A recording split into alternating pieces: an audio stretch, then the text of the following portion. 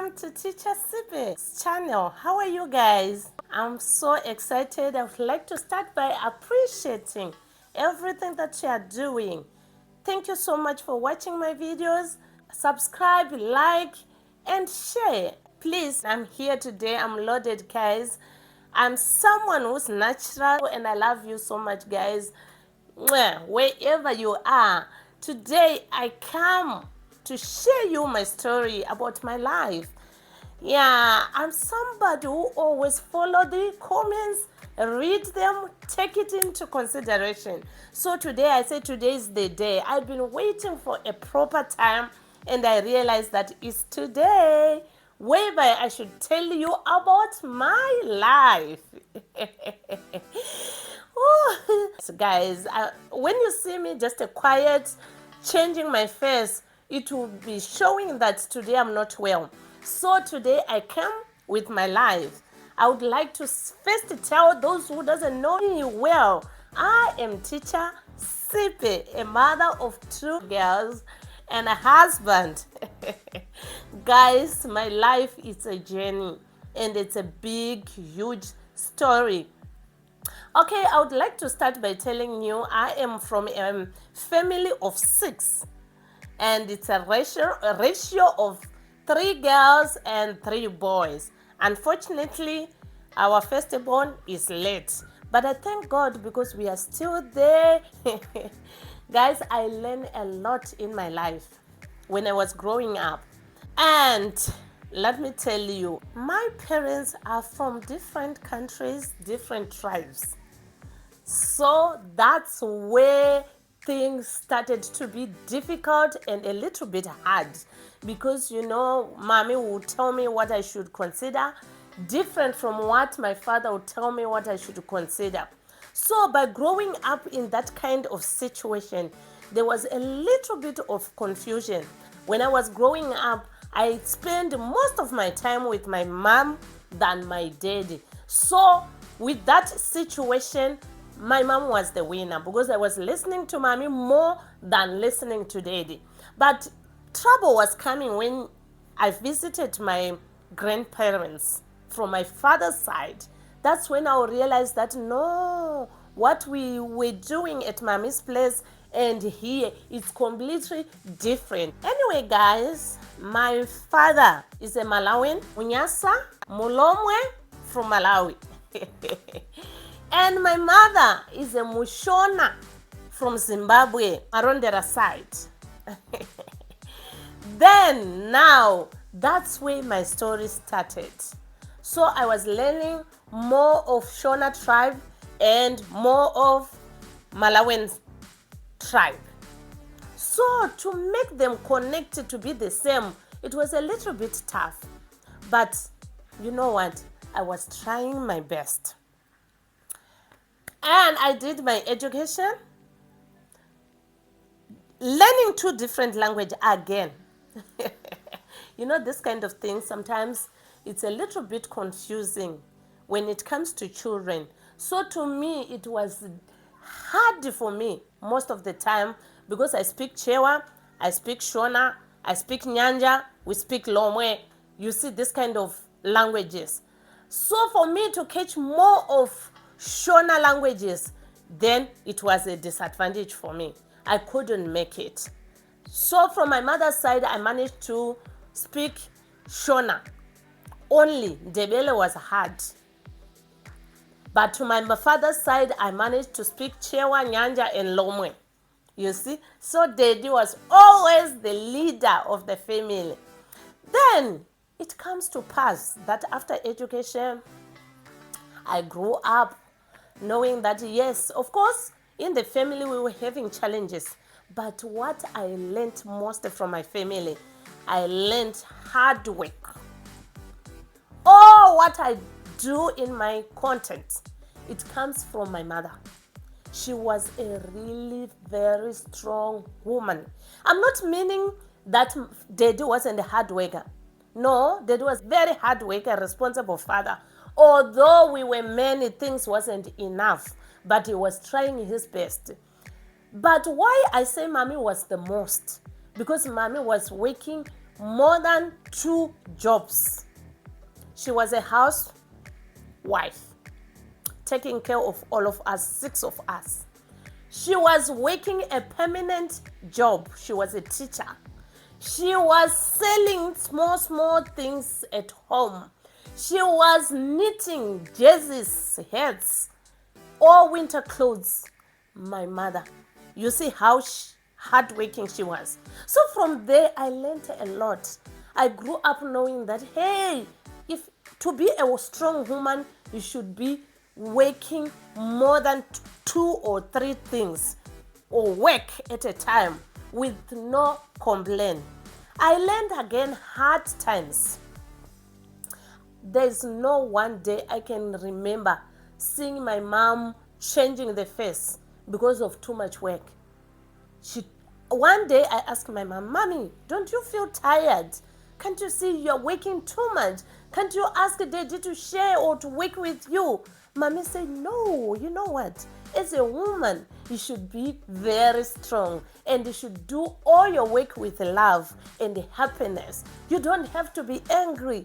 To raise the children, you should put yourself into consideration. Everything that you do, do it with love. Hey, guys, I don't know if you do the same, but that's how I was raised. From there, I learned that 1, I mustn't complain. 2, I mustn't be angry. Not meaning that there was no fighting in the family.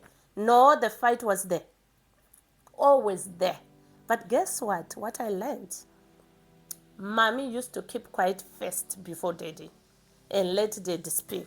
One day I asked my mom, Mommy, why do you do that? Why don't you raise your voice also? Sometimes Daddy should keep quiet before you. He said, no, as a woman, you should be always under your husband. Then I said, Mommy, that is abuse. Then he said, no, it's not like that. The man of the house should be always the head, and you are the helper of the husband. Then I said, Mommy, so you mean to tell me that you are helping? She said, yes. That's another lesson that I learned from my mother. Before I get married, I remember that I should be as strong as my mother. That was the first thing. And I realized that as a woman, I should have respect to my husband.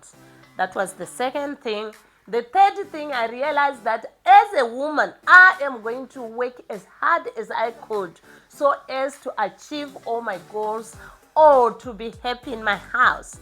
Hey, let me tell you now, in my life, then it comes to pass that I become a mother. Challenges after challenges. It doesn't mean that in the life, if you want to achieve your goals, you won't have difficulties. I started to say, no, I'm not a person who gets angry. No matter if someone makes me angry, I mustn't stay the whole day angry. I started reading my Bible most of the time. And the Bible was helping me a lot. And it keeps me moving and giving me strength. Even if anybody was doing something bad to me or to harm me, I wasn't going to return it back. What I used to do, I go inside my house, kneel down, pray, God, I'm bringing this issue to you. You are the only one who have never sinned. And you are the only one who never judge people. You love people the way they are. So here I am. Please, Lord, revenge it for me. For real, it was going to pass. I end up saying, no, I mustn't pray for negative things. Because whenever I get angry, I tell God, I'll see God replying or revenging it for me. That's when I started understanding God, and I started now to say, God, please forgive all my enemies. That was my prayer. I changed my prayer. Instead of saying, God, revenge it for me, I started to say, God, forgive them because they don't know. By doing that, I started seeing my life having stages, moving forward, not backwards. I started seeing my things growing, changing. Guys, you know what? In life, if you say, no, I don't want to be used, sometimes you lose your opportunity. That person who's thinking he's using you, he's pushing you to your destiny. I've been used. a lot in my life. I've been working for money and I won't get the money at the end of the day. I've been asked to do extra job and no extra salary. I've been working for extra hours, no payments. But you know what keeps me moving? It was patience. Because I learned that patience sometimes helps. And for real, it helps. One of my times I was asked to move from where I was staying without even a notice. And by doing that, the person was thinking he's kicking me. You know what? Sometimes we kick a frog, not knowing that we are throwing it in the water. It was taking time, jumping slowly, slowly, slowly to get in the water. Then when you arrive, you kick it. You make the journey easy. And the frog will be in the water. By chasing me from that house where I was staying without notice, guess what? That's when my miracle happens. From the house to my destiny. That's when my life changes completely. It was tough and hard. And I never dreamed that one day I'll be somebody. Of course, I know I cannot make everybody happy. Guys, I love you.